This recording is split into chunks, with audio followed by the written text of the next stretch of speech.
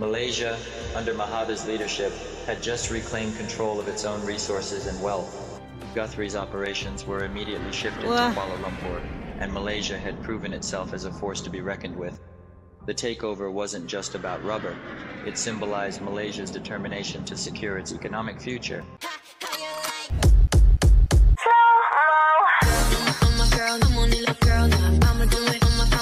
Assalamualaikum, Elsa di sini. Hai guys, hai semua, halo tetangga, gimana kabar teman-teman semua? Semoga sehat selalu, semoga bahagia selalu, dan semoga hari teman-teman semua selalu gede.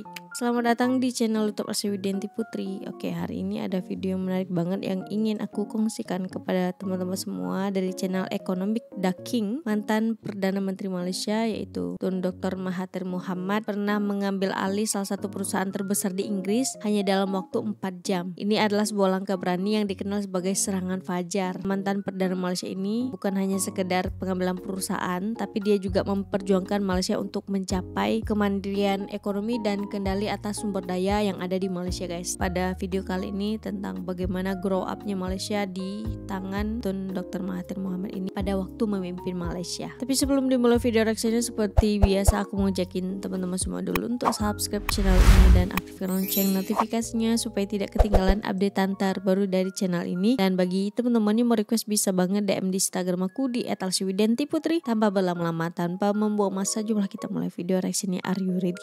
Let's go. 4 hours, he pulled off a takeover of a multi-million-dollar UK company. 4 hours. That's wild, right?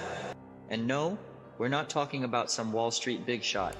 It was Tun Dr. Mahathir Mohamad, the Prime Minister of Malaysia, leading his secret team in one of the most daring moves ever seen in financial history. This wasn't just a corporate takeover.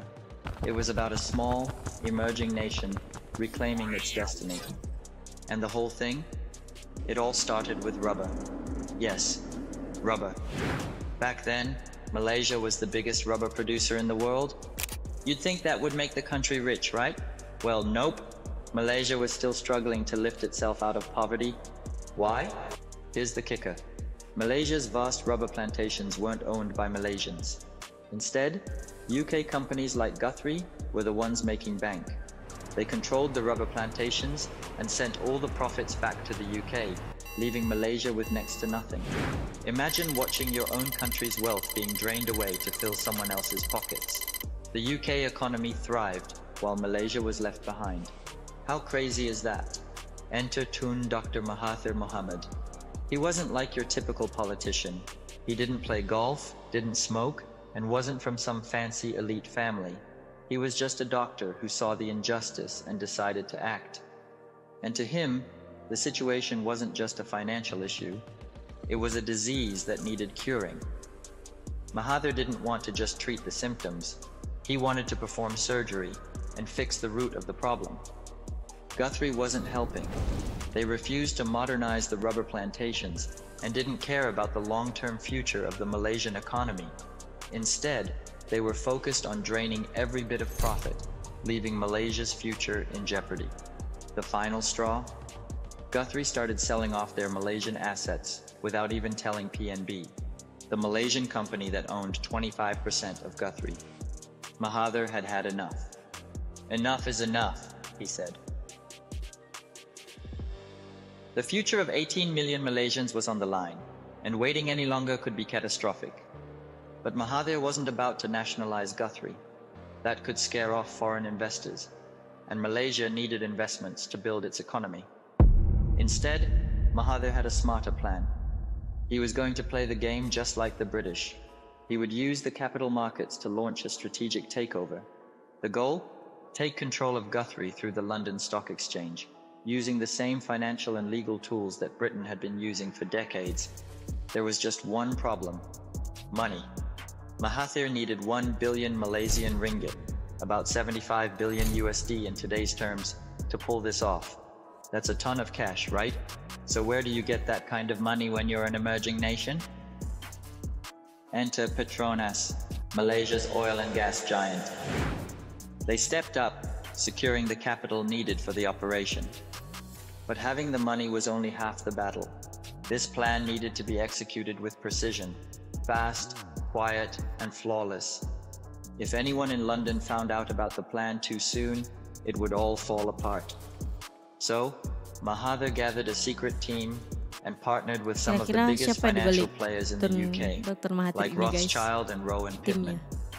These guys knew the ins and outs of the London Stock Exchange like nobody else. For months, Mahathir's team worked behind the scenes, studying the market, researching Guthrie, and preparing for the big day, September 7th, 1981. Pintar banget berarti ya. That's when everything would go Mahathir ini, down. weh. The plan? Buy up as many shares of Guthrie as possible, quickly and discreetly, before anyone in London even realized what was happening. The shares would be bought from all over, making it nearly impossible to track. It had to be perfect because one wrong move could sink the whole operation. As dawn approached, the tension was through the roof. This was it, the moment of truth. They were about to pull off one of the boldest financial operations in history, the Dawn Raid. Mahathir's team was ready, and Malaysia was about to reclaim control over its future. With everything in place, the money, the partners, the strategy, all they had to do was strike. The clock was ticking, and the world had no clue what was about to hit them. Malaysia was on the edge of something incredible.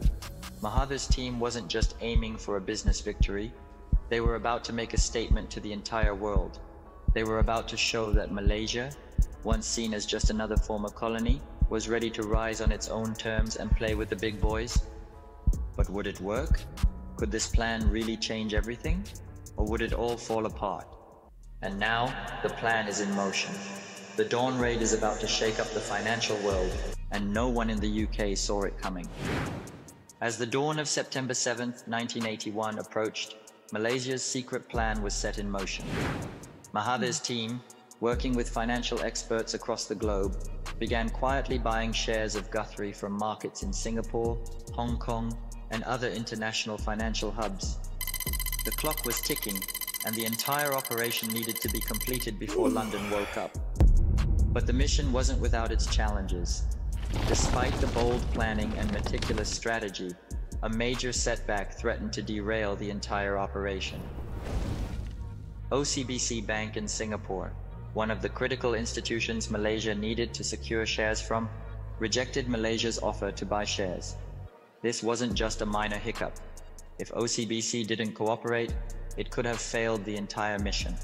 Without their help, Malaysia wouldn't reach the 51% majority required to control Guthrie. The rejection came as a crushing blow. One mission, if failed, would doom the country's economic future for decades.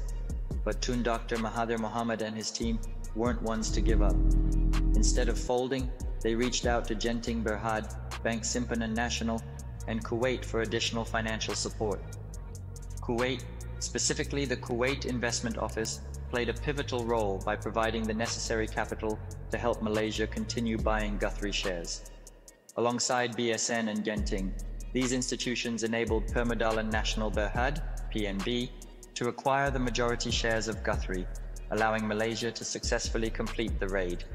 In total, they managed to secure 51% of Guthrie's shares, taking control of the company in just under 4 hours. The entire mission relied heavily on these financial hubs and institutions. Despite the rejection from OCBC, Malaysia was able to proceed with Kuwait's involvement, as well as strategic purchases from M&G Investments and other retailers through Rothschild and Rowe and Pittman, ensuring Malaysia's majority control. In less than 4 hours, Malaysia had done the unthinkable. 51% of Guthrie's shares were in Malaysian hands. This gave them majority control of the company. The entire raid happened so fast and so discreetly that by the time anyone in London realized what was happening, it was already over. Guthrie, a symbol of British colonial power and pride, had been taken over by Malaysia. How did the British find out? Not through official channels. No one at Guthrie's headquarters had any idea. Instead, Guthrie's chairman found out the news like everyone else, through the radio.